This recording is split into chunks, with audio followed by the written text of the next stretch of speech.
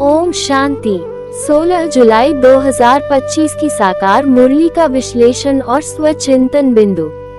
आज की मुरली में बाबा ने हमें हमारी मूल आत्मिक पहचान, 84 जन्मों की संपूर्ण यात्रा और यथार्थ याद का रहस्य सहज और शक्तिशाली ढंग से समझाया है। आज की मुरली केवल सुनने के लिए नहीं, अनुभव करने के लिए है। विश्लेषण 1। याद टिकती नहीं तो निश्चय में कमी है।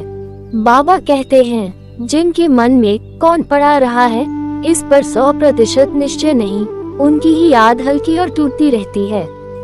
निश्चय की जड़ें जितनी गहरी होंगी, याद उतनी ही सहज और सतत होगी। 2।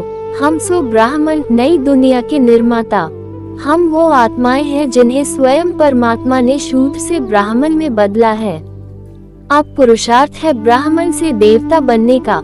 यह कोई साधारण स्थानांतरण नहीं, बल्कि पुरुषार्थ की पराकाष्ठा है। 3। पुरानी खाल उतारो, जैसे सत नया रूप लेता है। बाबा समझाते हैं, ये देह, ये पुराना जीवन, ये पुरानी दुनिया एक पुरानी खाल है। अब इस खाल को त्याग कर नई दुनिया के कमल समान पावन आत्मा बनना है। 4। भक्ति का अंत, ज्ञान की शुरुआत। आज बाबा ने कहा, जब तक ज्ञान नहीं था तब तक भक्ति मार्ग में यज्ञ, पूजा और पुकार थी। अब जब ज्ञान सागर स्वयं पड़ा रहे हैं, तो ये भक्ति का अंत और यथार्थ योग की शुरुआत है। यही याद की यात्रा तुम्हें पवित्र बनाएगी। 5। 84 जन्मों का चक्र, मैं कौन था, कौन बना, कौन बन रहा हूँ।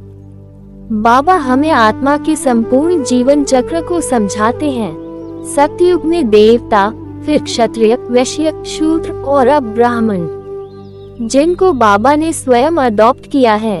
ये ज्ञान आत्मा की सच्ची पहचान का दरवाजा खोलता है। स्वचिंतन बिंदु, क्या मेरी बुद्धि एक बाबा दूसरा न कोई में स्थिर है, या पुरानी दुनिया की रस्सियां मुझे बार बार खींचती हैं? इसका उत्तर ही आपकी स्थिति का आईना है। वरदान, अंतर्मुखता के अभ्यास द्वारा अलौकिक भाषा को समझने वाले सदा सफलता संपन्न भव। जैसे जैसे आप अंतर्मुखी होते जाएंगे, आप सहज ही नयन की भाषा, संवेदना की भाषा और संकल्प की भाषा को पहचानने लगेंगे, जो भविष्य की सबसे शक्तिशाली सेवा विधि बने।